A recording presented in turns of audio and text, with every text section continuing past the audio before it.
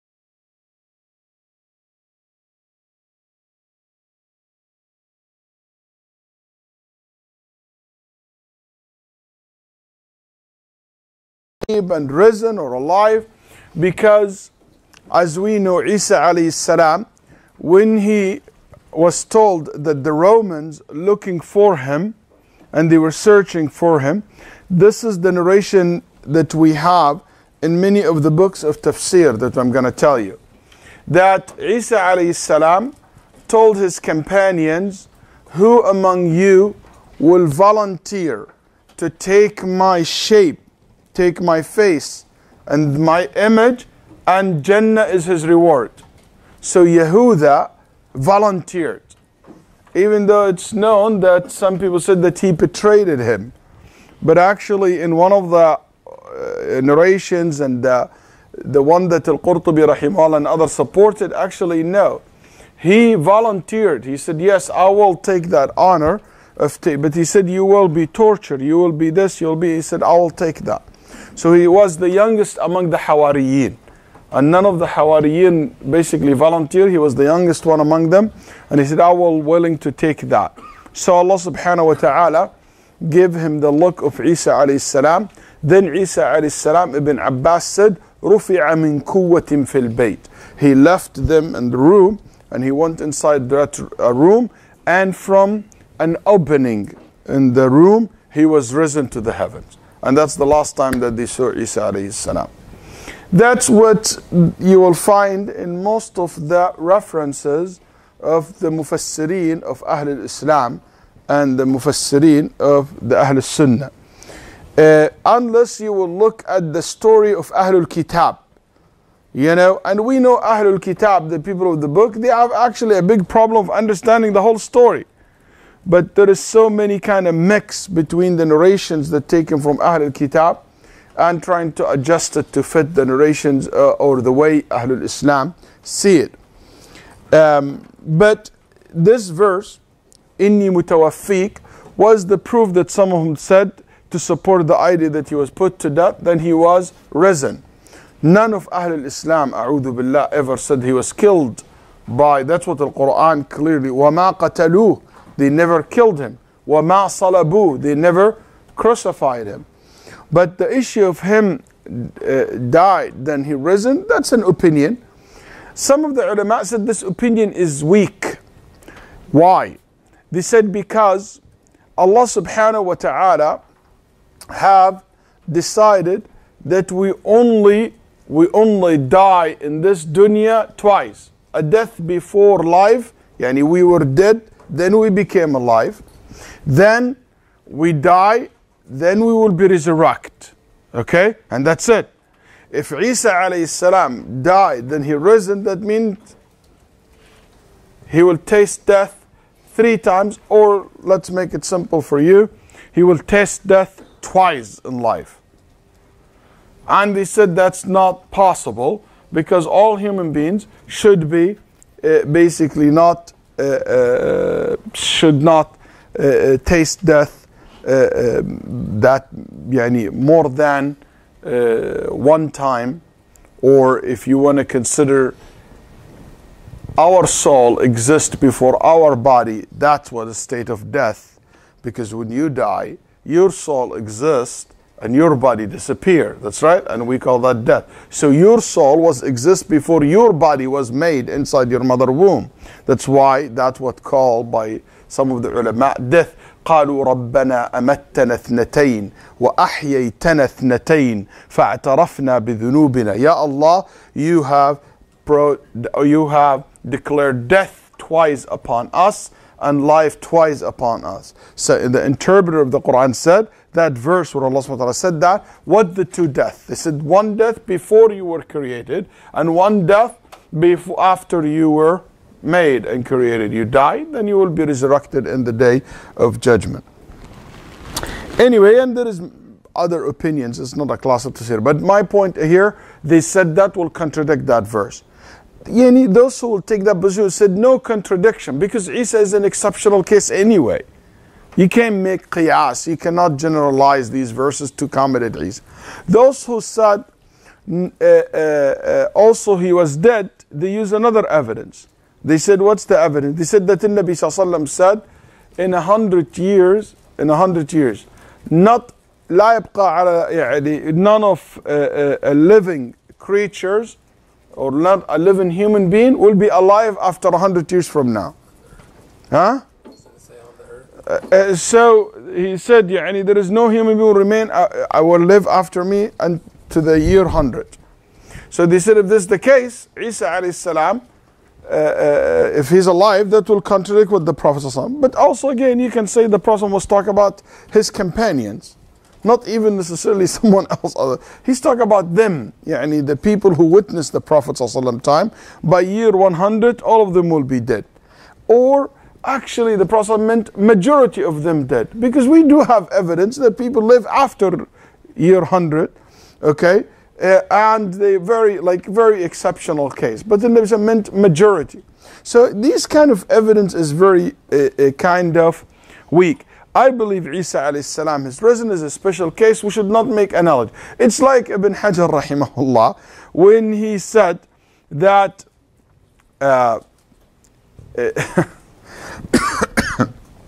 rahimahullah al-ulama. Sometimes al-ulama they have interesting things. Ibn Hajar rahimahullah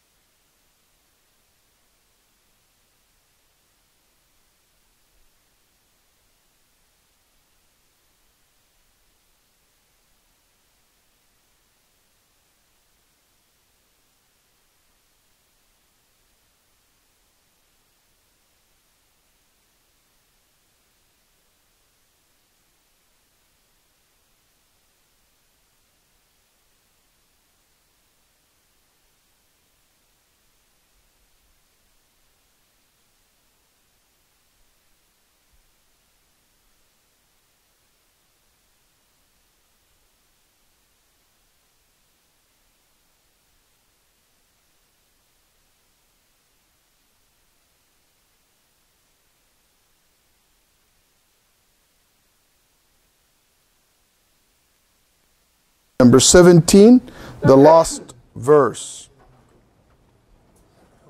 in Surah Al-Hadid. Who was reading yesterday? I was reciting and somebody was reading. Salman. Anyone want new hands? Just I'm happy with you guys. Sisters. Okay. I don't know what is the microphone. Okay, can you give it to her? So, page 17, the last verse. Whatever you feel comfortable with, you can do both.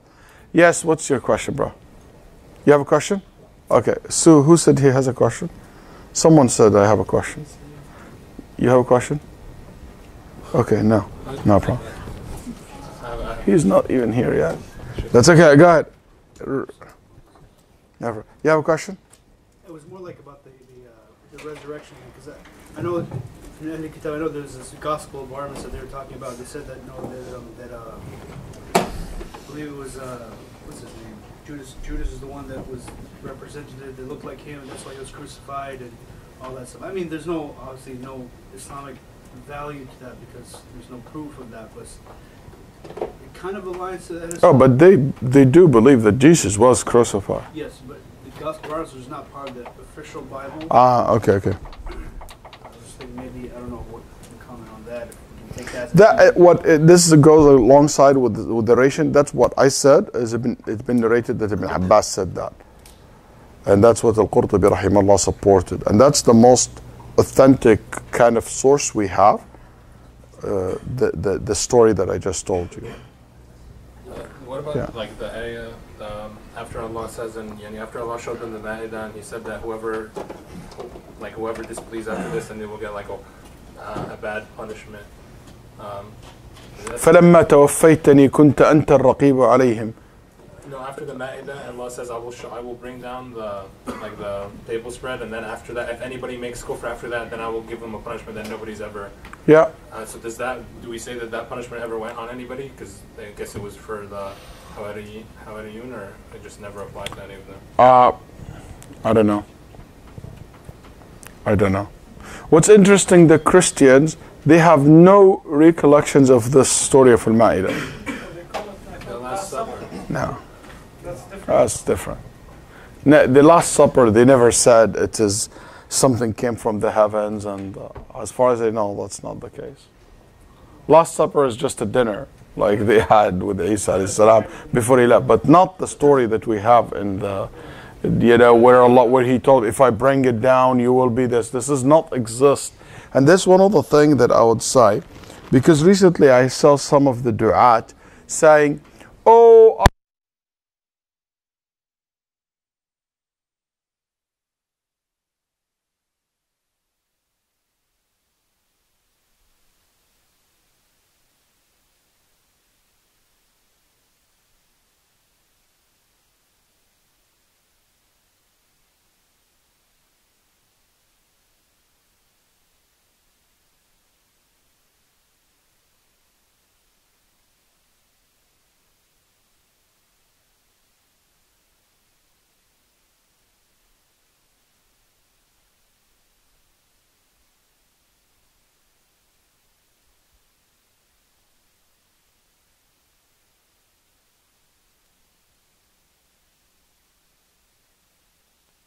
exist. Al-Khadr does not exist in the books of the Jews.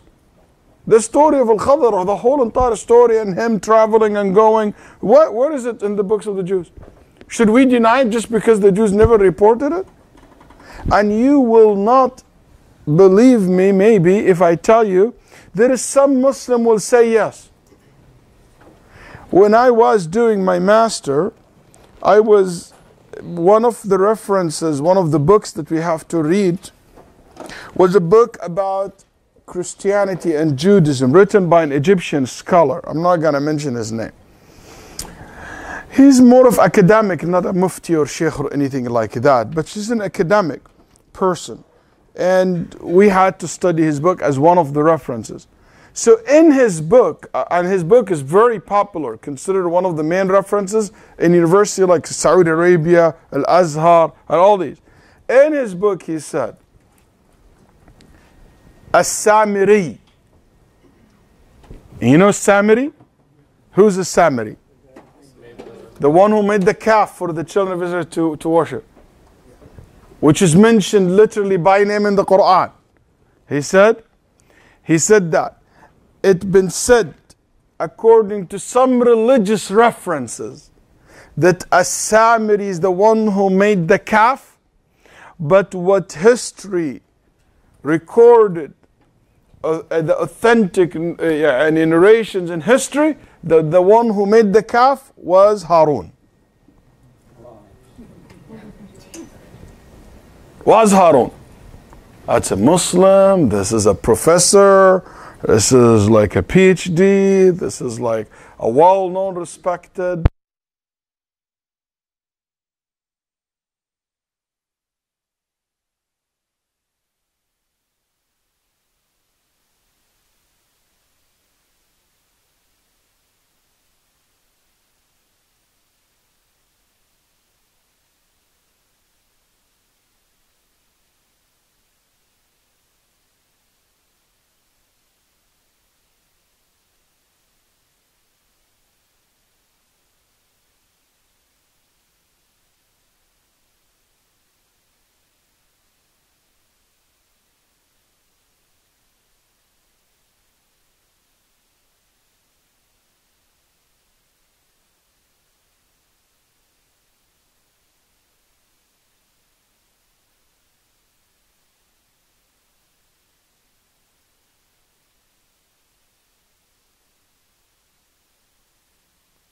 Can I?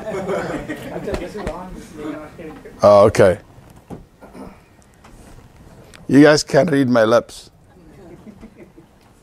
You know, guys, it's been said that Warsh, the famous Qari, actually was deaf. He can't hear. He used to, or him or Nafi, one of them, he used to correct the qira'ah by the lips, not by the ear.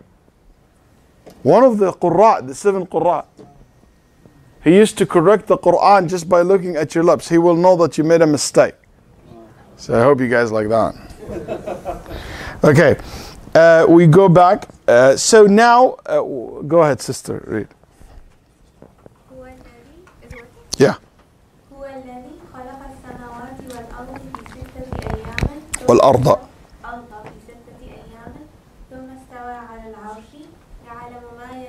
الأرض وما يخرج منها وما ينزل من السماء وما يعرج فيها وهو معكم أينما كنتم والله بما تعملون بصير. And he has said, He created the heavens and the earth in 6 days. Then He mounted the throne. He knows all that enters the earth and all that emerges therefrom and all that comes down from the sky and all that ascends therein. He is with you wherever you may be, and Allah is seer of what you do. Next page.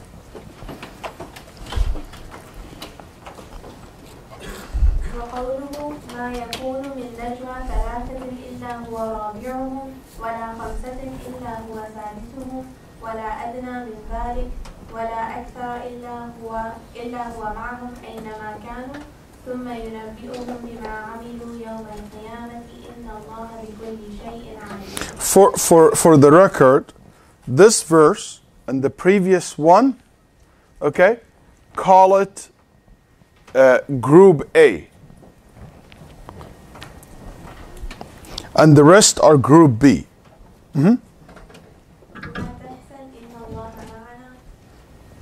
وقوله إنني معكما أسمع وأرى إن الله مع الذين اتقوا والذين هم محسنون واصبروا إن الله مع الصابرين وقوله كم من فئة قليلة غلبت فئة كثيرة بإذن الله والله مع الصابرين. And he has said, there is no secret conflict of 3, but he is their 4th, nor of 5, but he is their 6th, nor of less or more, but he is with them wherever they may be. And afterward, on the day of resurrection, he will inform them of what they did. Indeed, Allah is knower of all things. And he has said, addressing Abu Bakr in the cave during the Hijrah, grieve not, indeed Allah is with us. And he has said, indeed I will be with you hearing and seeing. And he has said, indeed Allah is with those who protect themselves and with those who do good.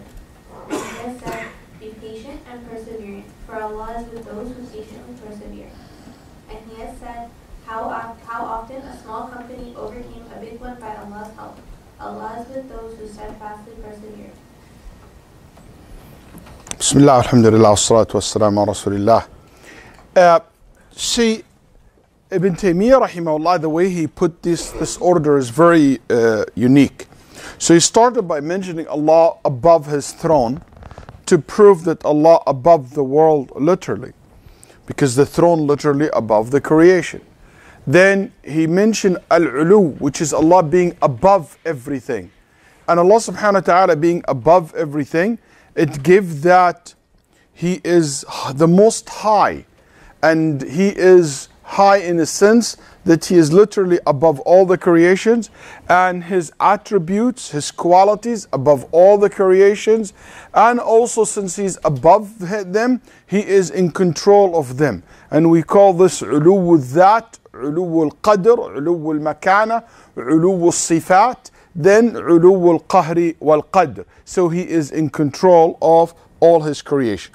Then after that, he mentioned this group of verses where it's talking about Allah being with us. Allah saying, I am with you. I am with you. Because before all the bid'ah happened, it will be easy to tell you this. Because if you think that Allah is above the throne and the throne is so big and massive and very far away, now when you study this sky, this universe, you read how, millions of years of traveling just from one star to another. That's what we know. Can you imagine? All this, what you discover today, is just one level of the sky. All what we see is one level of the sky. Can you imagine there is still 7? And the number 2 is bigger than 1. And 3 bigger than, because it's accommodated. So it's simple as this. Allah subhanahu wa ta'ala wants to tell us, don't think because I'm above my throne, don't think that I'm very far away, up high in the sky, that I'm not with you. I'm not supporting you. Or I am not watching what you're doing. Or I'm not there for you. As simple as this. And we should, if we have like the simplicity and clarity of Aqeedah, we just stop there and move. There is no contradiction. So Allah subhanahu wa ta'ala wants to tell us that He is so unique that أنه قريب في علوه وهو علي في دنوه. يعني when He comes closer to us, He's still above us. And when He is so far in the sky, He's still so close to us.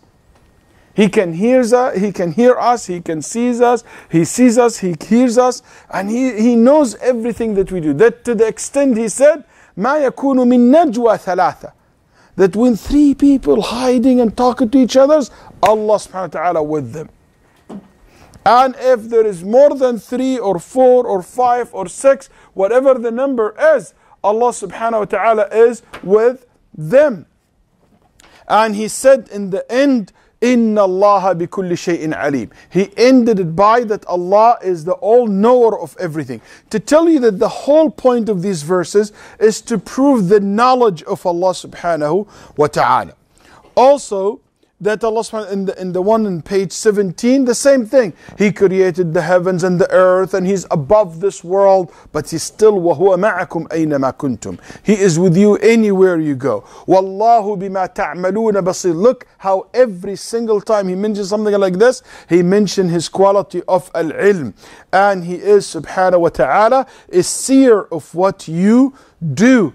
Wallahu bima ta'maluna basir. He sees what you're doing, and Him being basir, and He's seer of what you're doing, shows you that He is aware and have the knowledge of what you are doing. So His distance does not affect His quality of listening and seeing and knowing and enabling and helping and reach. You see what I'm saying? That's why in Nabi sallallahu alayhi wasallam, Allah is closer to you than people riding a camel. He said He's closer to you than this camel to you. Because He can hear you and He will aid you and He will take care of you. But no one can understand, or no one ever in the early generation understood that that verse means that He Himself him as an entity, himself is inside this room or is mixed with the world, because the only way that you will see Allah with you everywhere you go by as him subhanahu wa ta'ala is going back to what I explained to you yesterday, which is basically the concept of Allah being everything, or Allah subhanahu wa ta'ala being part of everything in the world, or as they say, Allah everywhere. Allah everywhere in a sense his knowledge, but he himself above his throne. طيب. Also there is another meaning important to pay attention to it, which is there is this idea some people have, some philosopher had. They said that Allah, they couldn't deny the fact that this world must be made and created by a creator. Okay? But they refused to submit themselves to. So this idea that Allah created the world, then he left it. قالوا خلق العالم ثم تركه. He put a system for it, then he left the world. That is negated here. No. Allah with you. He didn't leave you. Allah subhanahu wa ta'ala watching and will hold you accountable for, and that's the opinion of some of the people who deny the resurrection or deny the judgment day. They said, khalas, Allah created us and just left it. There is no ba'th, there is no qiyamah, there is nothing. He made everything perfect and it to repeat itself and the system in place and he left the world. That's not true. Allah subhanahu wa ta'ala is with us. So that type of ma'iyya, we call this ma'iyya. What's ma'iyya? It comes from the word ma'a, with. Okay? With.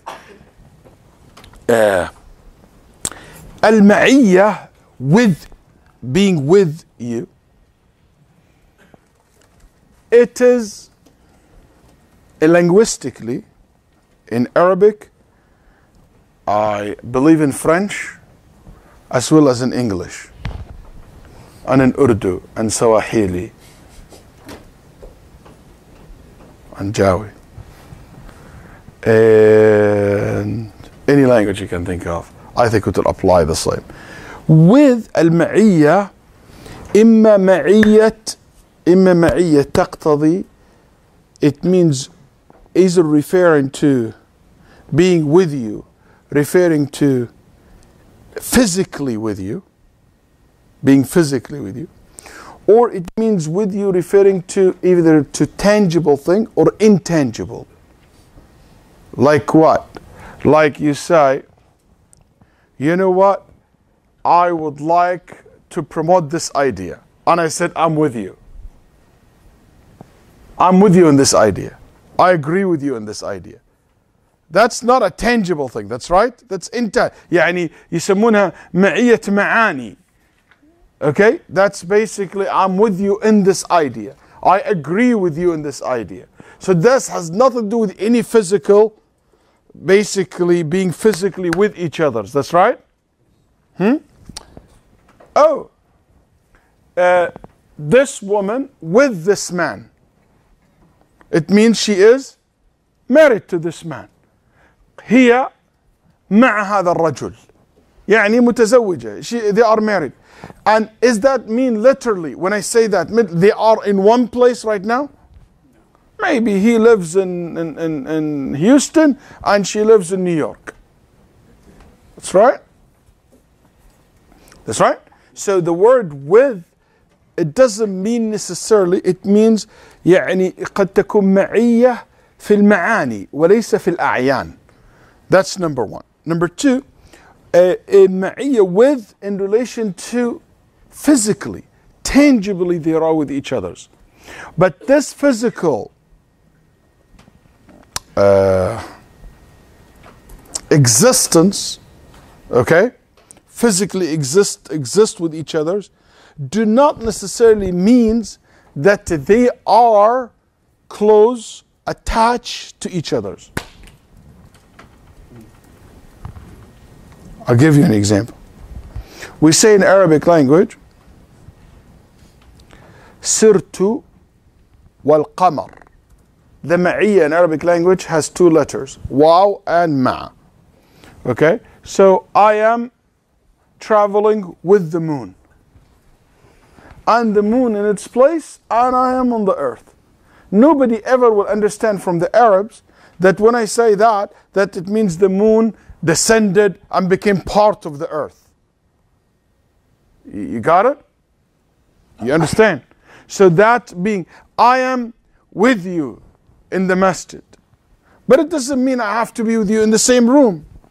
Yani linguistically, logically, it doesn't make any sense. Shaykh Ibn Uthaymeen used to say, he said, I remember he took a napkin like this, or a tissue, and he said, if you do this,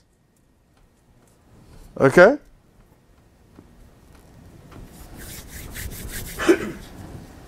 I don't want to gross you, otherwise I will make it wet. Okay? You see this? Okay?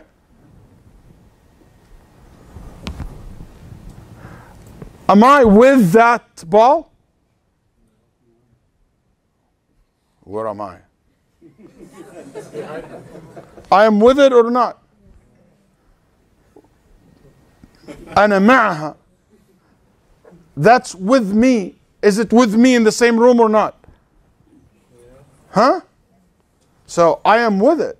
You say me and that ball with each other. That's right? That means I am part of it? No aql, no simple mind, straightforward ever will think that way. You know? And Allah has the greatest example. Why when Allah subhanahu wa ta'ala said, I am with you, you think that He has to be inside the earth? Or He is part of the earth? Nobody ever should ever for the longest time in history, for 400 years at least in Islam, nobody ever thought that way. They are their Arabiya and their understanding is much better than Umar, that they will never understood that when I say with it, it means like I'm with it, but I'm not necessarily means attached, touching it, or physically inside each other's. So if العربية the معية never تقتضي أبدا الاختلاط. Linguistically, this is not at all a must or applicable that when we say I am with that, it means we are attached to each other, or we are touching each other, or we are part of each other's. In any language, I believe, in the world. So if this is the case, we say that Allah subhanahu wa ta'ala, He come across in the Quran telling us that He's with us, and He gave us, basically, there is two types of ma'iyya. Number one, a general one, that He's with all of us. He knows what all of us doing. That's why He said, مَا يَكُونُ مِن نَجْوَى ثَلَاثَ. No 3 or 5 or 6 talking to each other unless Allah with them. Question. This secret conversation can happen only by believers or all kind of people? All kind of people. And all kind of people, Allah will be with them.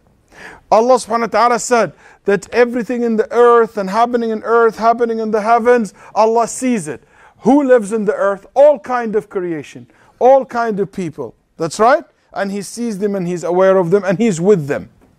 So this type of ma'iyya is not related to any specific group. It is basically related to the general public and means one thing only, which is what? The knowledge. يسمونها معية العلم. Okay? They call it the معية of العلم. وهي معية عامة لكل الخلق. Yes.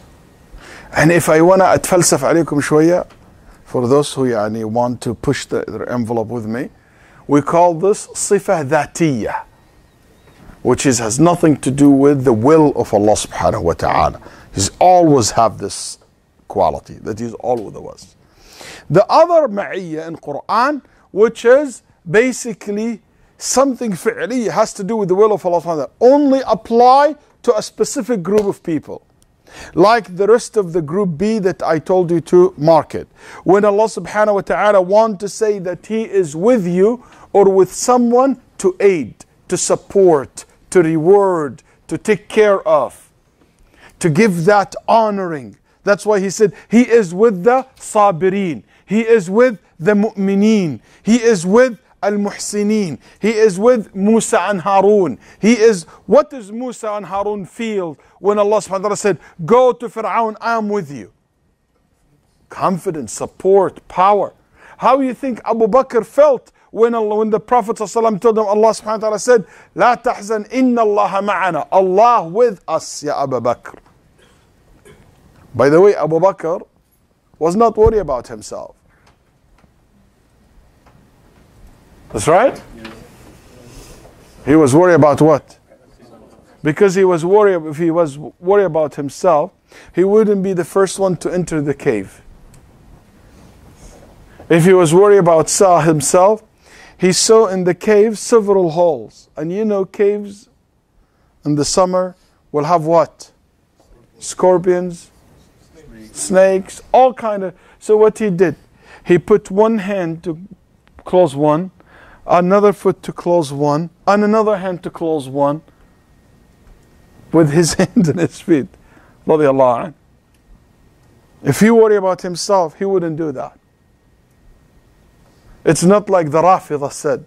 I remember one of the Rafidah, I asked him, how come you don't recognize the virtue of Abu Bakr? And the Nabi Sallallahu took him with him al-Hijrah. He said the only reason he took him with him because he couldn't feel safe from him. That's what the Rafidah, some of the Rafidah said. He said the Prophet took him just to ensure that he will not tell the kuffar about him.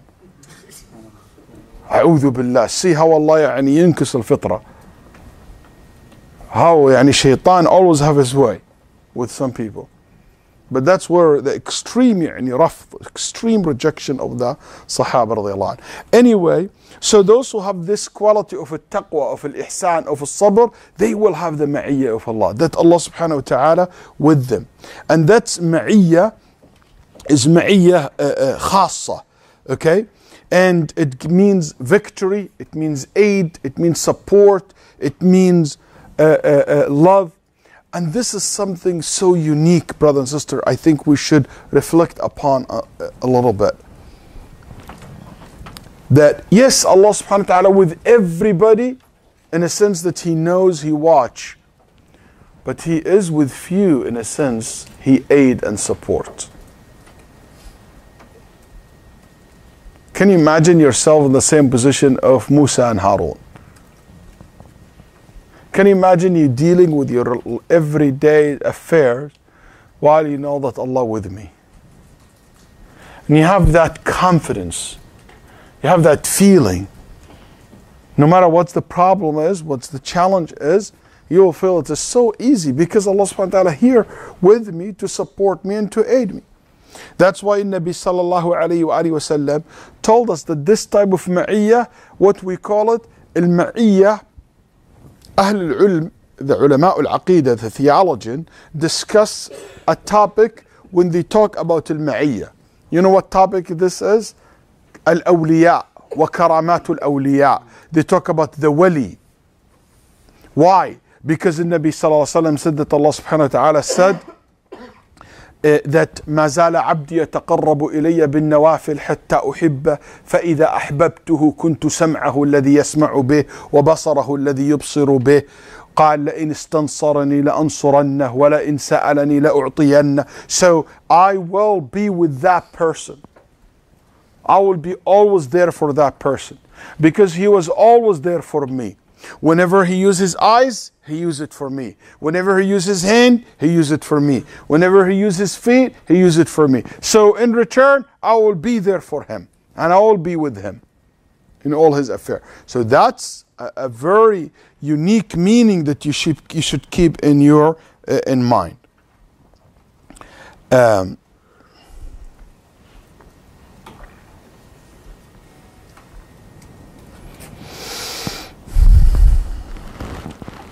So, as I said earlier, not every ma'a, it means literally physically with each other. For example, Allah subhanahu wa ta'ala said, كُونُوا مَعَ الصَّادِقِينَ.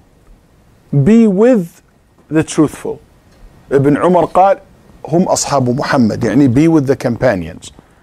We cannot be what we do. يعني we go stay in al-Baqi' or we look for their grave or what. You know, how would you be with the صادقين? You know, go move to somebody's house or sadiq or no, be with them, yani be like them. Yani have the same attitude. That's not a tangible kind or a physical type of muqarana. Okay? And sometimes ma'a, it means physically they are with each other's, close to each other's. Like I came with him to the class. So I understand that this physically they are close to each other. But from the context I can understand that. But also it could mean that basically I be with something and that thing is very, very far away. Like they said, Surtu wal-qamar, surtu ma'an-najm. I travel with the stars, I travel with this, I travel, and the stars in the heavens and I'm in the earth. طيب. So, I hope that will clarify to you. There is nobody can come and tell you, oh, Allah SWT is not above His throne because He's with us. He's with us with His knowledge. That's why every single verse talk about He's with us.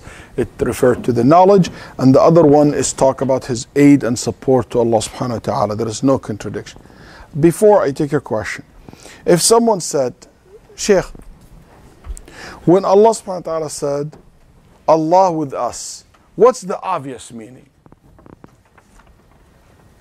First of all, I will debate that. There's no really, the obvious meaning for me, it means He knows what we're doing. That's the zahir.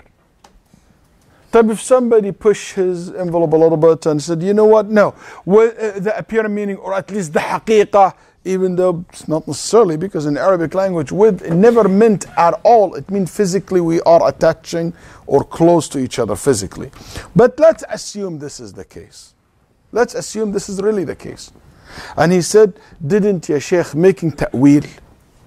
You are leaving the obvious meaning or the literal meaning and you basically twisting the verse. So why you are mad earlier or yesterday and not mad, you disagreed yesterday and before yesterday with all those people who made ta'wil to the Allah subhanahu wa ta'ala's names and attributes. What? Because we have a proof that this claim to be the obvious meaning or literal meaning is not meant. What's the proof? No. All the ayahs we read before. All the verses that prove that He is above His throne, that He is above the world, that He is separated from the world. He is not part of His creation. That's the proof that shows that it's never meant to be taken in a sense that He is with us. It means He is part of this universe or part of this world or some of His creation part of Him. A'udhu billah. No. Otherwise, He's not going to be a creator. Or whatever that creation is attached to Him, that creation will take some of the divine attributes of the Creator, which is false. Next. Okay, let's read. Yes. Okay. Let's continue, sister.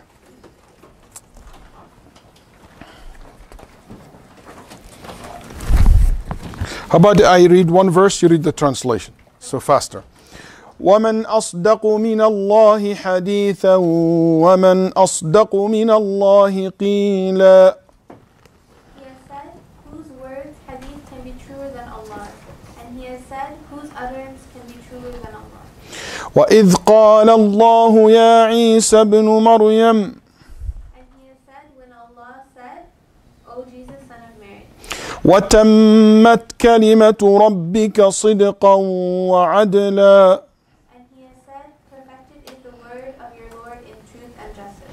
وَكَلَّمَ اللَّهُ مُوسَى تَكْلِيمًا. And He has said to Moses, Allah spoke directly. وَمِنْهُمْ مَنْ كَلَّمَ اللَّهُ. And He has said, and of whom messengers there are some unto whom Allah spoke. وَلَمَّا جَاءَ مُوسَى لِمِيقَاتِنَا وَكَلَّمَهُ رَبُّهُ. And He has said, when Moses came to our appointed place and his Lord spoke unto him. Just since I just wanted to appreciate this scholar. Okay? So The first one is category A. The second verse, قيل B. Okay?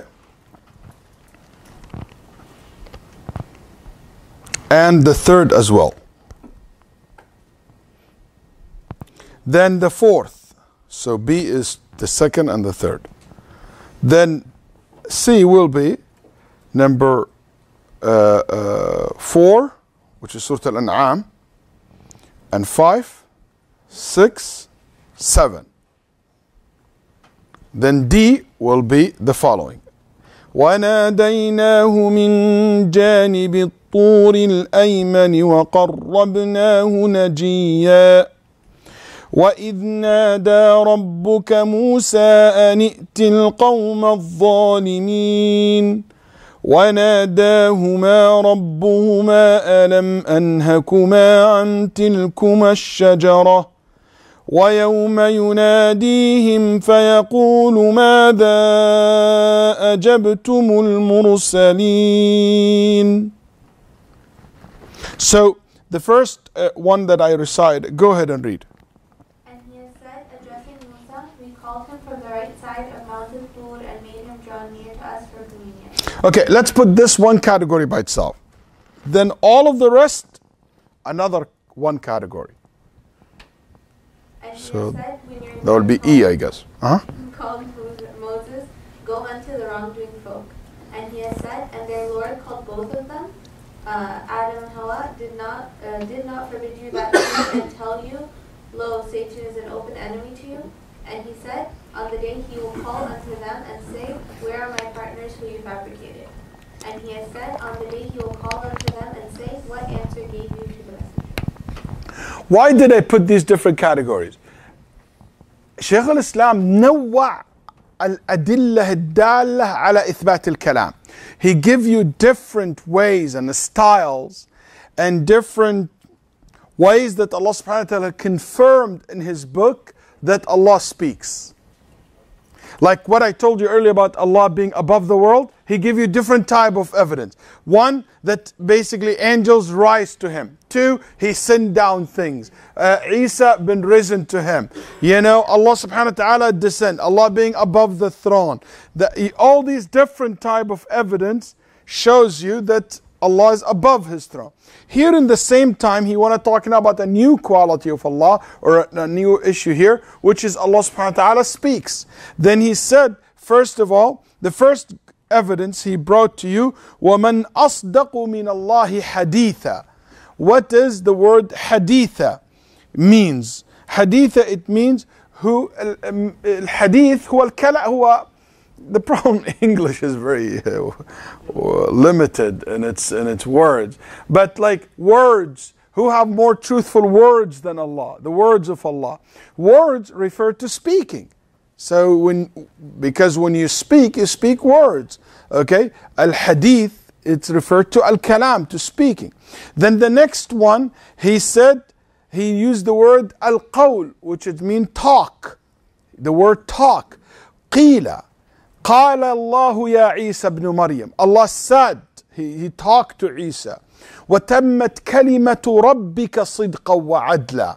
He said that's also kalima, which is the word of Allah. The talk of Allah subhanahu wa ta'ala is perfect. صدقا في الأخبار وعدلا في الأحكام. It is truthful when it comes to the information, and just and fair when it comes to the ruling. Okay, then وَكَلَّمَ اللَّهُ مُوسَى تَكْلِيمًا. مِنْهُمْ مَنْ كَلَّمَ اللَّهُ وَكَلَّمَهُ رَبُّهُ. All these three verses talking about Allah talk to Musa alayhi salam. So that's another way of confirming the word كَلَّمَ, which it means he talked to. Then the next one, وَقَرَّبْنَاهُ نَجِيًّا. Najiyya, how do you translate that? And he said, addressing, and the Lord called both of them near for us. What is that? Near to us for communication. Near to us for communication. Near to us for communication. I don't know how that sounds. But and munajat, when you speak to someone softly, when you speak to someone in a soft voice. And al-munajat will never be given to anything but talking. Yani you cannot say this is munajat unless there is a talk, a soft talk. Yani I didn't call this munajat. That's sign language. You know, I don't this. That's not munajat. Munajat means I speak to you. So it has to be the action of talking taking place. So Allah subhanahu wa ta'ala is saying about referring to himself that he's Naja. Naja, basically Musa alayhi salam. Also, and it shows you, وَقَرَّبْنَاهُ, we draw him near and close to Allah subhanahu wa ta'ala. So that's why he talked to him in a very, a soft way. To show him, it's like when you bring someone close to you, it's an honor for Musa alayhi salam. Okay? Who had more honor when it comes to talking to Allah, Muhammad or Musa? Why? Because Allah subhanahu wa ta'ala brought him near on the top of the heavens. Musa in a mountain in Sinai. There's a big difference between the two. That was next to a tree that grew in desert. And that one was next to a tree that is Sidrat al-Muntaha on the top of the seven heavens. La ilaha illallah. Allah subhanahu wa ta'ala chooses whomever he wants from his creation and to honor. That's Muhammad sallallahu alaihi wasallam. And I'm mentioning this, don't take my points in the wrong way. This point has nothing to do with Musa. Has everything to do with Muhammad sallallahu alaihi wasallam. If Allah honoring Muhammad that much, what do you think you should do? If that's how Allah honoring Muhammad sallallahu alaihi wasallam, how should we show our honor and respect to Rasulullah sallallahu alaihi wasallam? That's the whole point. Because we're not in the business of putting down Musa or like saying he's better. No, that's not the point at all. That's like Marid, the person will think that way. But the point is to show the honor of Muhammad sallallahu alaihi wasallam. Anyway, just 1 second. Then Allah subhanahu wa ta'ala after that used the word nada in many verses after that. And nida, he called Musa. And calling, and nida لا يكون إلا بصوت ولا يكون إلا كلاما. Munadat في لغة العرب, it means you call someone with voice. Arabic language necessitate that the word nida, it means with voice and loud. That's why Allah subhanahu wa ta'ala said, وَنَادَى رَبَّهُ نِدَاءً خَفِيًّا. He was calling and exhausting himself to call Allah, but Allah want to say he's not loud and screaming. خَفِيًّا was soft. But otherwise he is Ya Rab, Ya Rab, Ya Rab. He wants someone to inherit his kingdom. He wants a child with Zakaria alayhi salam. Anyway, so you see that Allah subhanahu wa ta'ala said he talked him from a distance. He talked him from near. He called upon him. He brought him near to speak to him. Words, the words of Allah, the talk of Allah, the speech of Allah. All these different ways in the Quran, and this just example Ibn Taymiyyah giving. Otherwise, there is hundreds and hundreds and hundreds of verses referring to Allah subhanahu wa ta'ala as the one who speaks subhanahu wa ta'ala. Yes. You said النداء لا يكون إلا بصوت و عن بعد. Yeah. Okay. So yes, sister. Going back to the incident of Musa alayhi salam, we believe that Allah actually came down then because he. No. Allah doesn't need to come down to speak to someone. There's no proof for that. So here, Ibn Taymiyyah rahimahullah also he mentioned these verses for a reason. وَإِذْ قَالَ اللَّهُ يَا عِيسَى بْنُ مَرْيَمَ. When Allah said, O Jesus of son of Mary. When Allah said to Musa when he came to the At-Tur, Allah spoke to him. Okay? These are verses that he mentioned to establish a fact Ibn Taymiyyah rahimahullah, which is that Allah subhanahu wa ta'ala's speech, okay, was not just happened in the past at once and he never spoke again. Because some people thought that Allah speak, but what does Allah's speaking quality means to them? To mean he spoke before he created anything, and that's it. And he never spoke again. And that's what the Ash'ari comes believe. That's where the Kullabis, that's where the Mu'tazila. And it is going back to the root of what I told you earlier many times, why they're saying this. I love what Al-Imam Abu al-Ma'ali al-Juwayni rahimahullah said. Abu al-Ma'ali al-Juwayni, we know that he is one of the leading scholars, especially in the beginning of his life, as a great Ash'ari scholar. But he himself, he said that for the Aqeedah of Abu al-Hasan al-Ash'ari and the Asha'ira in this area, this is one of the things made him change his position. And we know that he didn't die on that madhab, rahimahullah. But one of the things that he said, this concept that anything of Allah subhanahu wa ta'ala, any action of Allah must be done in the past and never happen after that, he said, I all my life seen this until I came to this verse. That verse made him change his mind, which is Allah subhanahu wa ta'ala said, لَقَدْ سَمِعَ اللَّهُ قَوْلَ الَّتِي تُجَادِلُكَ فِي زَوْجِهَا. Allah said, Allah have heard this woman who is arguing with you about her husband. So Abu al-Juwayni rahimahullah said, I asked myself, if Allah said this before he created this woman, that's a lie, because he didn't hear her. And if Allah didn't hear and he didn't say this when this woman spoke, that's another lie. Did you get it? And he said, this verse made me change my position. I said, that's impossible. That means Allah heard and he said that in the time when the woman spoke.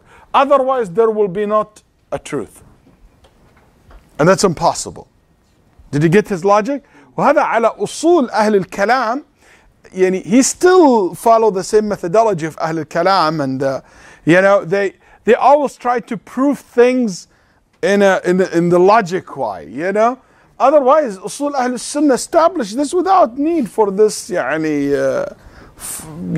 logical explanation. Allah subhanahu wa ta'ala said that he hears. Allah subhanahu wa ta'ala said that he talked to him when he came, خلاص. I don't need a logical proof for it. But anyway, Abu al-Ma'ali al-Juwayni rahimahullah, he used this to prove that point, which is, I believe, it's a good argument, a good point to be mentioned. So Ibn Taymiyyah rahimahullah mentioned these verses very carefully. He basically refuting many people in the same time. Shaykh al-Islam rahimahullah wrote a book. It's called Al-Risalah At-Tis'iniyah, the 90s. Okay? He brought in it 90 beautiful evidence, principles that govern the concept of Al-Kalam. So if you ever want to know everything about Sifat Al-Kalam, from A, if there is anything after Z, I will refer to it. From A to Z, that will be your book. It's called Al-Risala At-Tis'iniyah by Shaykh al-Islam Ibn Taymiyyah rahimahullah ta'ala. أبطل فيها قول الأشاعرة والكلابية في المعنى النفسي لله من أكثر من 90 وجه. He basically spent a great deal of time to speak about how the Sifatiyah sees and talk about Allah subhanahu wa ta'ala's qualities. That's why when I say that these are not easy things. And unfortunately, a lot of people hear all these school groups and blah, blah, blah. But if you really get to know the reality of what they say, you say, alhamdulillah, that upon Ahlul Sunnah. And that's why I said, the masses of Ahlul Islam are upon the Aqeedah al-Salaf, upon the way of al-Salaf al-Salih. No one in the whole entire world, from the Muslim, from the ocean to the ocean. You ask him, Allah speaks, he will tell you, yes, Allah speaks. If he tell, oh, but he spoke everything in the past, but he never spoke again to Muhammad when he met him in the Isra al-Mi'raj. No Muslim will ever accept that. But you might say, Shaykh Waleed, it is so obvious. How come great name and scholar will accept? How those people will answer this? So how would they will do about Musa alayhi salam? How would they will do about Muhammad sallallahu alaihi wasallam? They have different ways, but this is not class to talk about what they say. This class is mainly about what we Ahl Sunnah believe, and that's what Ibn Taymiyyah focus on. That's why he didn't mention their opinions, he just give you hints. But just for the record, for example, the Mu'tazila said that the one that talk, basically this Mu'tazila took this route. They said that Allah created the words, created the talk, and he made, how he created it, he made the tree speaks. The trees that was there when Musa arrived to the valley of Wadi al-Tur in Sinai, the tree talked to him, or the fire spoke to him. Like what you see even the Ahlul Kitab. They said the voice came from the fire. He said he created that voice inside the fire. So Ahl Sunnah, the Muslim Sunni scholars, they said, so you want to tell me that that voice, it's an angel, or it is the tree, or it is a special creature that Allah made. Is that the one who told Musa alayhi salam, Innani ana rabbuk, I am your Lord? Can a tree or an angel said to Musa, La ilaha fa'budni wa aqim as-salata li dhikri, worship me and make salat to me? Can any creature say that? Makes no sense. So here you see that basically that's how they, or they said, no, he basically made it appear, they tried to twist it. But in the end of the day, why? Why don't we just take the simple way of Ahlul Sunnah al-Jama'ah? That's what Allah said. There is no need for all those kind of detours. It's not a detours, it is completely off side. Doesn't take you. Yeah, exactly. Anyway, then let's read the next group verse because it's also related to the topic. Allah subhanahu wa ta'ala said, وَإِنْ أَحَدٌ مِّنَ الْمُشْرِكِينَ اسْتَجَارَكَ فَاجِرْهُ حَتَّى يَسْمَعَ كَلَامَ اللَّهِ. And he has said, if any one of the pagans seeks your protection, grant it to him so that he may hear the words of Allah. وقد كان فريق منهم يسمعون كلام الله ثم يحرفونه من بعد ما عقلوه وهم يعلمون.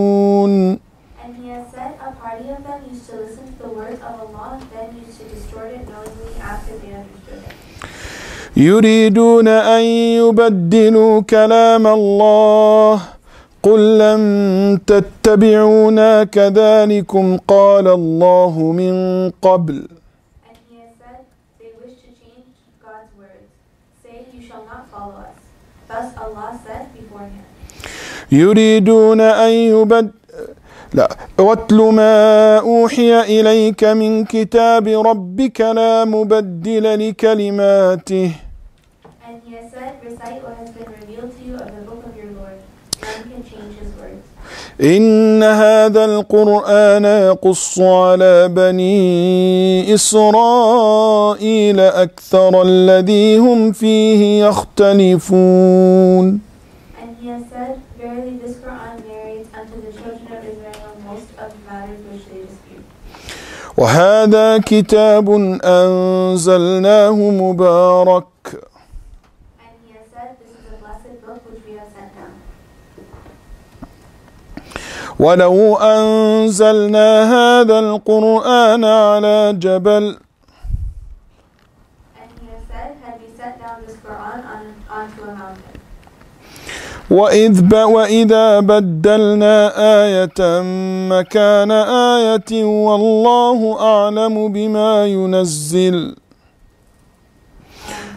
قل إنما أنت مفتر بل أكثرهم لا يعلمون قل نزله روح القدس من ربك بالحق ليثبت الذين آمنوا وهدى وبشرى للمسلمين ولقد نعلم أنهم يقولون إنما يعلمه بشر لسان الذين يلحدون إليه أعجمي وهذا لسان عربي مبين. When we substitute one verse for another and Allah knows best what He reveals, they say, you are but a fabricator, but most of them know not. Say, the trustworthy Spirit has brought it, the Quran from their Lord in truth, in order to strengthen those who believe, and as guidance and good tidings to Muslims. We know well that they say it is a man who teaches him. The language of him they falsely point to is notably foreign, while this is Arabic, pure and clear. Yeah, they claim that there is a rabbi who teaching him from the Bible or from the previous book, or someone that he met in Syria he teaching. Allah said, this person who teaching them from the Bible or from the previous scriptures, is he an Arabic speaking? No, he's not Arab. So how come an Arab will bring something so perfect like that in Arabic? No, yani, no aql, no logic. Anyway, so here are these verses. Al-Mu'allif rahimahullah brought it to prove something very related to the previous point, which is that Al-Quran that we have in our hand is Allah's words. So Allah speaks, and one of His speeches or part of His speeches is the book that you have, which is Al-Quran. So Al-Quran is the words of Allah. Why? Because many people through history, they didn't accept this fact. They said Allah subhanahu wa ta'ala, those who don't believe that Allah speaks, okay?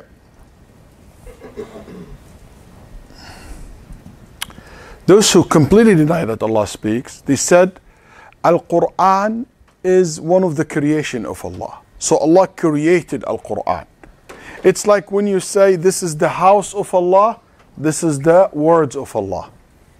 It's like this is Naqatullah, the she-camel of Allah, this is the verses of Allah. This is the same thing. Are they the same thing? No. Because Idafah ilallah, whatever you attribute to Allah, is two types. Idafat a'yan or Idafat ma'an.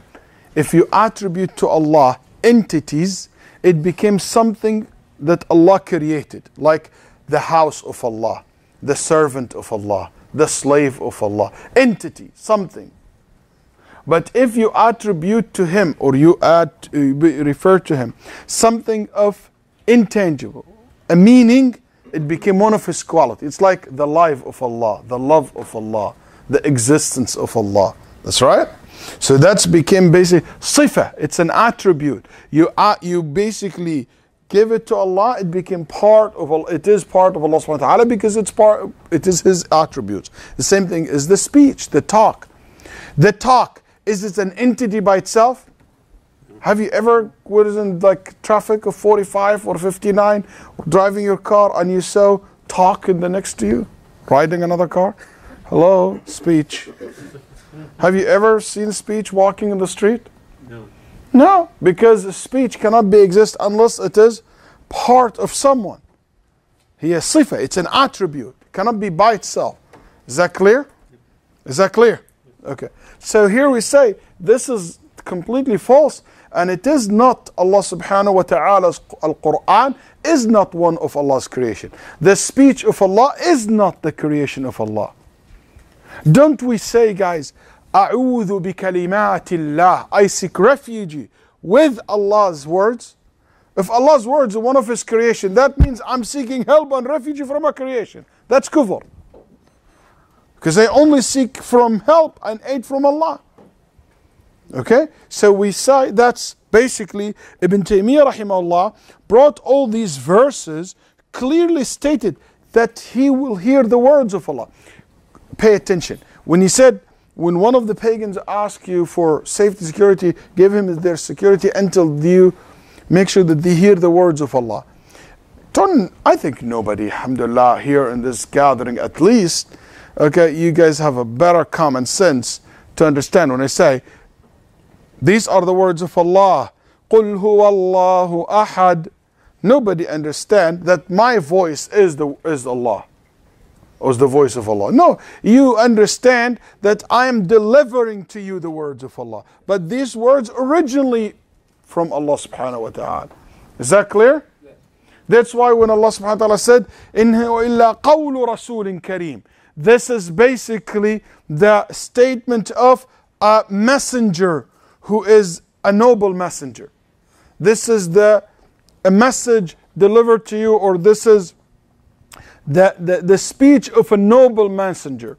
يعني Muhammad صلى الله عليه وسلم, in another verse, Jibreel عليه السلام, نزل به الروح الأمين. That means Jibreel recited the verse to the Muhammad صلى الله عليه وسلم. Not because Jibreel is the one who initiated the Quran. Not because Muhammad صلى الله عليه وسلم the one who initiated what? The Quran. No, it means Muhammad delivered the Quran. Jibreel delivered the Quran to Muhammad sallallahu alaihi wasallam, and Muhammad delivered it to us. So it is qira'atul qari, the recitation of the person, or the ink and the writing and the handwriting. This is something Allah created and made. It is your attributes. But what you recite, the contents, the words itself, it is the action of Allah. It is the words of Allah subhanahu wa ta'ala. I think this is so clear and simple. I don't know why people through history made a big deal out of it. Al-ulama rahimahumullah said, Al-Quran from Allah and goes back to Allah. Yes, in the end of the day, the Prophet ﷺ said, when no believer left on this earth, Allah will take back the Quran. How He will take back the Quran? Anybody who in that moment memorize any verse in the Quran will forget it. How come? Because those people are not Muslims. This will happen after the smoke comes, and every single believer in the face of this earth will die. But some of the disbelievers, or some of the mushrikeen, even if they call themselves Muslim, but they are kuffar, murtaddeen, or mushrikeen, whatever the case will be, okay, those people maybe still have some Quran in their memory or their heart. Allah will take it away from them. And guess what? The Prophet ﷺ also told us that it will be taken from the masahif. You flip the pages and it will be blank. All the words will disappear from the Mus'haf. Why? So guidance will not come to them. Huh? So guidance will not come to them. So why? This is not the reason. Because Al-Quran was sent down to be practiced. And those people, kuffar, don't practice it. That's why Allah take it away. What can we learn from this today? If you don't practice the Quran, Allah will never leave it for you. Try to memorize a surah and you don't read it. Try to memorize some surahs and verses and pages of the Quran and never review it. Allah will take it away from you. And I'm worried if we don't practice also the Quran in our daily life, Allah take it away. So that's a lesson for you also to pay attention, because Allah subhanahu wa ta'ala said about the Quran, Kitabun Aziz, a dignified, its dignity will never allow itself to be in the heart of someone who don't care for it, who don't respect it. Anyway, so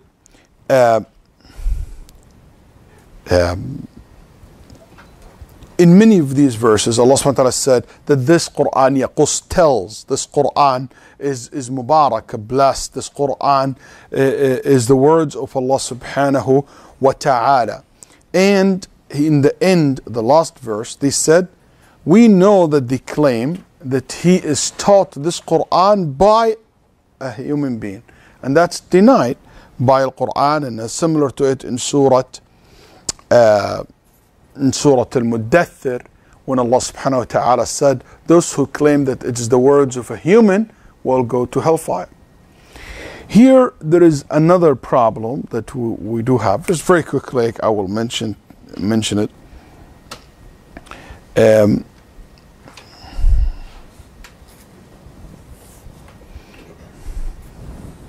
there is a group of people who's, again, among this is a major differences between the Athari way of Aqeedah versus the Ash'ari, the Kullabi way of Aqeedah as well. So Abu al-Hasan al-Ash'ari rahimahullah was Mu'tazili all his life, and he knows how the Mu'tazila believe Al-Quran is Allah subhanahu wa ta'ala's creation, and he didn't accept that, he rejected that. So he decided to go to Baghdad, and when he went to Baghdad he met this great scholar who is known as Ibn Kullab. Was called Ibn Kullab because when he speaks كان يلتقط قلوب الناس كما يلتقط الراعي بكلابه أدواته. Kullab, it's the hook. You know how when a farmer or like a shepherd, they have their cane has like a hook. And why it's the hook? Because they pick their stuff from the floor. So they said this man, when he speaks, he collects people's heart like the shepherd collects the stuff from the ground. He's very eloquent. His brother is one of the greatest scholars of hadith, Yahya ibn Sa'id al-Qattan. That's his brother. Anyway, so Ibn Kullab, rahimahullah, bil-jumla, very close to Ahl Sunnah, but he had this problem, which it comes to Allah subhanahu wa ta'ala's names and attributes, and especially to the issue of al-kalam.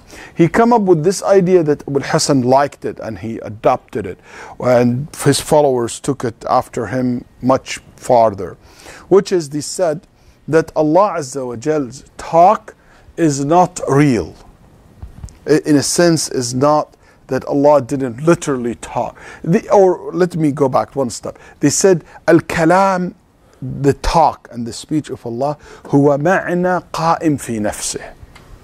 They said al-kalam, the words and the speech, is not words. So when you talk, not necessarily refer to talking any words, Allah's not saying words. No, it's the meaning that was in Allah subhanahu wa ta'ala.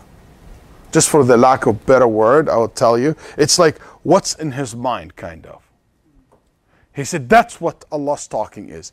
It's a meaning that Allah has. Somehow, now here they debate like until Yawm al-Din. There is like a huge debate between themselves how to interpret this part. How this meaning came out. So some said Jibreel somehow figured it out. Some said he created it in the heart of Muhammad. The meaning. Some said many different things. But the most of them would say Jibreel kind of, some said Allah created it in a form of, written format. But that leads back to what the Mu'tazila said Al-Quran is creation. It's something Allah created. So actually they do believe that Al-Quran is made of two things, meanings and words. So they said the words are not divine. The words are not from God, for not Allah subhanahu wa ta'ala's words, but the meanings are. Which is very strange. And why? They said because kalam is a meaning, is not words. So where do you get that from? Is Arabic language said talking, it doesn't mean words? I said, yeah. He said, give me proof. Where isn't the Quran ever says that? Where isn't the Sunnah ever said that? Yeah. قالوا الكلام ليس اللفظ. الكلام معنى قائم في النفس. So we said, where's the proof? They said, we have proof. What's the proof? They said, the proof is إن الكلام لفي الفؤاد وإنما جعل اللسان عليه دليلا. This line of poetry where it says words, what's in the heart, and the tongue is just a representative of what's in the heart. Who said that? Poetry? They said it is a poetry mentioned by basically a Christian Arab poet, Ibn al-Akhtal al-Nasrani, or al-Akhtal al-Nasrani. And there is many problems with this. First of all, this guy is not an authority. Especially Christians with the concept of Allah's words and speech, they have a lot of problem. How they understood Isa being the words of Allah. Already there is a lot of problem there. And you can see the similarity, because the Christian believe Jesus as a soul, divine. As a body, is human. Same concept. Meaning is divine. Words are not divine. You can see the similarity. But also this poetry was narrated in a completely different words. إِنَّ الْبَيَانَ لَفِي الْفُؤَادِ. The meaning is in the heart. You know, so it doesn't even help you, even that. They said, okay, we do have another proof, which is they said, for example, Umar said, زَوَّرْتُ فِي نَفْسِي كَلَامًا, which is we never found that narration this way. وإنما he said, قال زَوَّرْتُ فِي نَفْسِي مَقَالًا. Okay, but anyway, Umar said, I had in my heart words that I want to say. How can you say that Umar, when he said, I had in my mind words, that means that the kalam is not referring to the words? How can you leave all this evidence, all these hundreds of verses in the Quran and texts in the hadith in Nabi Sallallahu Alaihi Wasallam? How can you leave the obvious to something like this? You know why? Because they already have principle preventing them from accepting that. Which is, I told you before, they believe if they said that Allah speaks when people come, that makes Allah subhanahu wa ta'ala receptive to new things. They have that's one of the biggest problems that in history of sect, I think in modern days we need to learn. When people establish rules and principles that is not in the Quran and Sunnah, then they feel that they are entitled to it.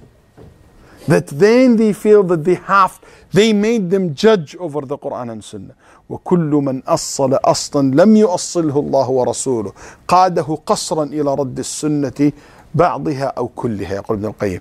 Everyone make a principles. It's not in the Quran and Sunnah, it will lead him to reject the Quran and Sunnah at one point. So look at this in every area in your life. Every time you have these kind of principles that untouched, can be a law, it can be whatever, and that's the ultimate judge. So whatever evidence, وَكُلُّ نَصٍ أَوْهَمَ التَّشْبِيهَ فَنَزِّهُ أَوْ فَوِّضْهُ وَرُمْ تَنْزِيهَ. Every text that goes against our principle, what we think is the right way, we just basically can twist it here and there. Anyway, that's not also the point that I want to go into the detail, but that just give you an idea why Ibn Taymiyyah rahimahullah put these evidence which is talk clearly that Al-Quran is words from Allah. This is so wrong that you think that Al-Quran is a meaning figured by Jibreel or figured by question. When Allah subhanahu wa ta'ala made a challenge to the mushrikeen, and he said, can you come with something similar to the Quran? Were Allah challenging them with his words or with the meanings that's in Allah subhanahu wa ta'ala's nafs? Words. But that's not kalamullah according to you guys. So that means Allah challenged them to come up with what he has in his nafs. How can they know about it? It just makes no sense. The whole thing makes no sense. Anyway, and isn't that what Allah criticized in Surah Al-Muddathir? The man who said, إِنْ هَذَا إِلَّا قَوْلُ الْبَشَرِ. That's why you will find in their book, they clearly stated, قال القرآن, the words of Al-Quran, it's either the words of Al-Rasul al-Bashari or al-Malaki. It's the words of Jibreel or the words of Muhammad. But the meanings are from Allah. And that's absolutely unacceptable according to the way the Quran established, the Sunnah of the Prophet ﷺ, and the way of Ijma' al-Sahaba radiallahu anhum and the successors. And this is an issue that has a very long discussion. And because of the lengthy discussion about this issue, this whole ilm became known ilm al-kalam. It is because sifatul kalam. It is because of the debate of this sifa. Because you have here people said, we believe in Allah's speech. We believe in Allah's talk. But they don't. And it became a big debate through the history. Because among themselves there is a huge also debate. As you heard me earlier, some of the ulama al-Asha'ira themselves couldn't agree with this and reject that concept. So they are not all in one, and this is something you need to pay attention to. They are not all in the same page. Ash'ariyya as a group went through different stages in their history. Mainly when I talk, I refer to the latest stage of them. Otherwise, the earlier one were much better, much closer to the Sunnah, and we consider them part of Ahlul Sunnah wal Jama'ah. Anyway, we'll have a break for I don't know how many minutes. It's 9:20 already. Oh. Oh my God. I thought we still have 1 hour or something. Okay, no break. Read.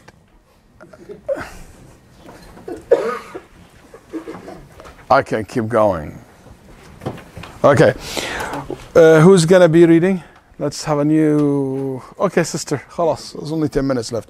وجوه يومئذ ناظرة إلى ربها ناظرة على الأرائك ينظرون للذين أحسنوا الحسنى وزيادة لهم ما يشاءون فيها ولدينا مزيد. وهذا الباب في كتاب الله كثير من تدبر القرآن طالبا للهدى منه تبين له طريق الحق. He has said, some faces that day will beam in brightness and beauty, looking towards their Lord. And he has said, relaxing on couches looking at their Lord. And he has said, for those who do good is the best reward given and more there is. And he has said, there they shall have all they desire and there is no more. And the Quran is full of verses which deal with this topic. Whoever studies the Quran carefully searches for guidance from it, the truthful path will be clear to him. Okay, so here the first, this is to prove the issue of Allah subhanahu wa ta'ala will be seen, okay, because He exists subhanahu wa ta'ala, and He will be seen in the day of judgment. He will be seen in Jannah by the believers, and we will have more talk about this. But He used this verse, وُجُوهُ يَوْمَئِذٍ نَاظِرَةٌ إِلَىٰ رَبِّهَا نَاظِرَةٌ. Okay, so they are looking at their Lord. Okay, أصل الكلام, the original format of it, وجوه يومئذ ناظرة إلى ربها. That's how the original structure of the sentence. So why Allah subhanahu wa ta'ala put ناظرة in the end? To show you, basically, يسمونه الاختصاص, to show you that this is a very special quality for the people of Jannah, that they will be able to look at Allah subhanahu wa ta'ala. Are you following? So Allah subhanahu wa ta'ala wants to say that this وجوه يومئذ ناظرة, there is the faces has nadra, which is brightness from the joy and the na'im of Jannah. Then He wants to make a very special case now. So He said, إِلَىٰ رَبِّهَا نَاظِرَةٌ, to show you that this coming one is very special, is only for the believer. It's only for those people who will enjoy that, which is to be looking at their Lord, to be looking at their Lord. So here, another looking at Allah subhanahu wa ta'ala, whenever you see nadara ila, it means He looking at it literally. Okay, so it is looking at something. Question: if somebody said seeing their Lord or looking at their Lord, what if somebody said ar-ru'yah, seeing, it could means knowing. يعني I see it, I see that. Do I mean Matt? Do I mean I see it literally? I look at it with my eyes. I see your point. Okay? But what if someone tells you this verse is like that because the Mu'tazila said that? Because of wujuh? Ya salam alayk, Shaykh al-Arabiyyah. Because he attributed the seeing to what? To the face. So we know it means literally seeing with the eyes. He didn't say they are seeing. He said their faces seeing. So that means that cannot ever be a metaphor anymore. It's not a figure of speech. But people still take it as a metaphor. Huh? But people still take it as a metaphor. Mu'tazila, yes, because they don't know in Arabic. جهل بالعربية عجما نسأل الله العافية. So that's very, pay attention to this because that's the key point the ulama said. قالوا إضافتها للوجه. Why it will you might say, why Allah mentioned the face is to make it very clear to you that it is what? It's the eyes who's going to see. That's why Nabi Sallallahu Alaihi Wasallam said, you will see your Lord the same way you see the moon. The same way you see the sun in the middle of the sky where there is no clouds. So all this description to talk about what? An eyes that will look and will see to Allah subhanahu wa ta'ala. Also, it's like when you say في ينظر إلى أن ينظر في ألا ينظرون في ملكوت السماوات والأرض. It could means both. يعني تأمل والتفكر you look at the world and you think about the world. طيب. But when you say إلى, it's strictly to the eyes. Okay, you see it, literally see it. Here, the next verse. Can anyone tell me how the next verse prove this, his point? قال على الأرائك ينظرون, relaxing on couches, looking at their Lord.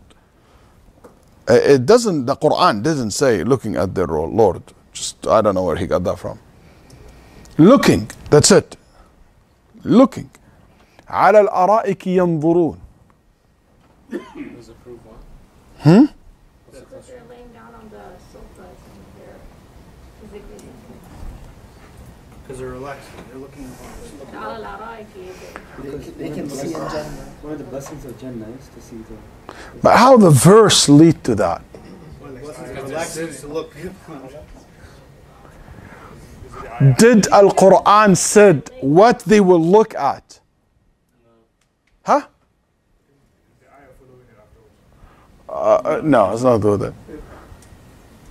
هل ثوب الكفار ما كان. The verse that says what they will be looking at. Answer me so we can go home. Did it? Did it mention?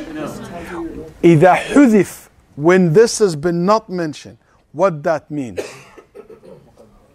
What that means? Give you the sense of what? Al-umum, generality. So they are looking at everything that it will pleases them. They were looking at everything that will cause joy for them. And no doubt, the thing that caused the joy the most, the thing that be considered na'im the most, reward the most, is looking at Allah. Tiga? Okay. So are they looking? Is that verse saying they are looking at Allah? No, the verse didn't say Allah, but it's so general that from it you understand that. So it's not explicit, but from the generality of it you understand that. I'm just explaining to you why he brought it. It's one of the backup kind of evidence. Also, he followed up with للذين أحسنوا الحسنى وزيادة لهم ما يشاءون فيها ولدينا مزيد. Here, this verse, it says, then and giving more and extra. What is more and extra? The more and extra explained by the Prophet ﷺ himself. In Sahih Muslim, he said the extra is, what can be extra than Jannah? What can you get more than Jannah? Seeing the face of Allah. That's what the Prophet ﷺ said. And this in Sahih Muslim, and also the Mazid interpreted by Abu Bakr as-Siddiq as well.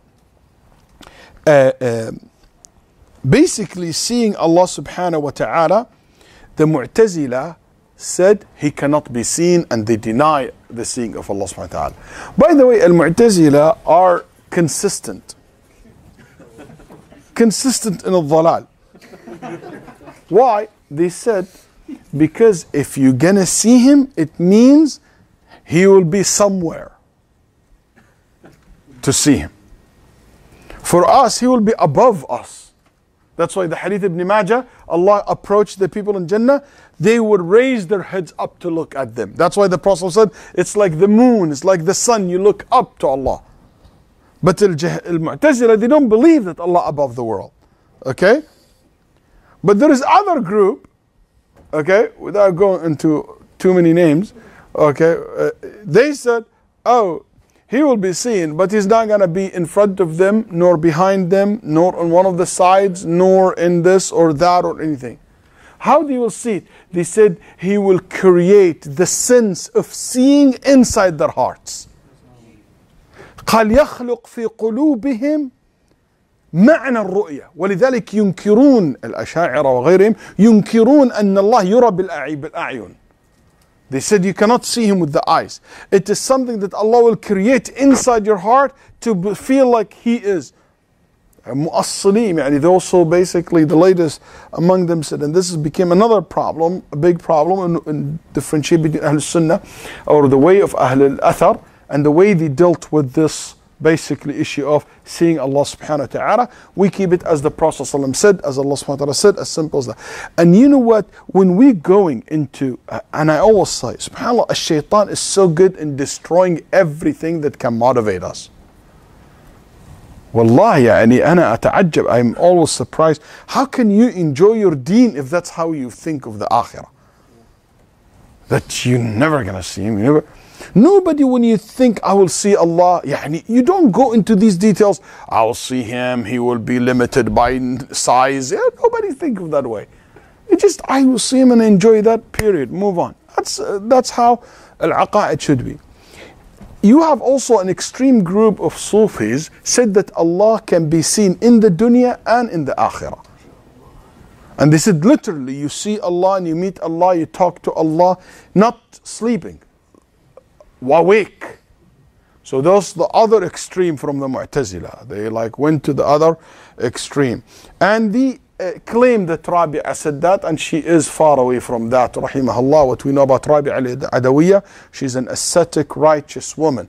But they said that she used to say, أحبك حبين حب الهوى. I love you two loves, the love of al-hawa. وحب لأنك أهل لذاك. You deserve that love. I love you because I desire you, and I love you because you deserve to be loved. فأما الذي هو حب الهوى فشغلي بذكرك عمن سواك. As for the desire, because I can't think of anyone else when I think about you. وأما الذي أنت أهل له. As for the love that is especially to you, فكشفك للحجب حتى أراك. They said that you will remove all the partitions so I can meet you and see you. And they said that this is, she never said that, but that's what they claim. They said that this is an experience you can reach and you can meet Allah, you talk to Allah, blah, blah, blah. And that's absolutely false. If Musa cannot meet Allah subhanahu wa ta'ala. I met a guy once in one of these shrines places, who told me that he meets Allah and he talked to Allah. And I think he need to go, not to meet Allah, I said you need to go meet psychiatrists. So I think this is not a theology, it's people crazy. Wallahi, he was telling me, he said, I was with Allah yesterday and he told me this and he's serious. I don't take those people, and I think maybe that was reported in books of Aqeedah. Also some crazy guys say that. And you cannot attribute this to sect and say this is a position or anything. The other thing that I want to say is Ahl Sunnah al-Jama'ah said, can you see Allah in the dunya? In your dream? There is a debate. Some scholars said yes, some scholars said no. But those who said you might see Allah in your dreams, you will not see a physical description of Allah subhanahu wa ta'ala. Okay, and Imam Ahmad rahimahullah reported that he said, I saw Allah in my dream. And all this based on hadith in Nabi sallallahu alaihi wasallam. I saw my Lord in my dream. And based on your iman, the way you will see Allah subhanahu wa ta'ala in your dreams. So if he comes to you, and even ulama ta'wil al-manamat, the scholar who talk about what our dreams mean, they talk about this. If you see Allah subhanahu wa ta'ala in your dream and he comes in your dream in a good way, in a positive way, it means haqq, it means truth. There is a very strong meaning behind it. But if Allah subhanahu wa ta'ala, if something come to your dream and claim that it is Allah and it is in a wrong way or a falsehood, you know it's false, it's not Allah subhanahu wa ta'ala. Yeah, but how would he come to you in a dream without any shape or form, or just so that shape or SubhanAllah, I know this lady. I named my daughter after her, actually. Ammar's wife, Sarah. So, and I named her after this woman. I don't think even she knows that. That this lady is one of the most righteous women that I know. I grew up with her. I got Ammar attention now. So, she's a mother of one of my best friends. She's his grandmother, and she's known to be a very righteous woman. And subhanAllah, her aunt, before she died, and all of their family, mashallah, beautiful family, very righteous. She told me her dream. She said, I saw myself walking in the Day of Judgment with my cane, and the angel directing people to Jannah. And I see those people going like up high, flying, and I'm walking with these guys. So I left the crowd and I started going to where people flying. Then the angel pushed me back and said, this way. And she's old with her cane. Then she said, I hit them with the cane. I said, let me go this way. You know how uncles and aunties do whatever they want, you know? It's like this way, I'm going this way. Okay. I said, no, I'm going this way. Then the elder said, no, you this way. Who said that? Should that have been told, you go to this way? Then she said to me, son, I saw this cloud came above me, and behind this cloud, lights. I didn't see anything but this cloud, and behind it there is something, which is cloud. And hear this so deep voice, strong voice telling me, and why would you want to go there? Then in my heart, I knew that this was Allah. And I said, Ya Rabb, 3, wallahi, I forgot now, or 4 of my kids die, I never complained. I all my life have one sickness to another. I never a single day of my life complained to you. Did I? I never did. I deserve that way. Then she said that voice, which is, she said, I heard this Allah, he told her, you deserve that way. She's in her accent, she said, أنا أستاهل الجنة العليا الجنة العليا. And I deserve the highest level in Jannah, the highest level in Jannah.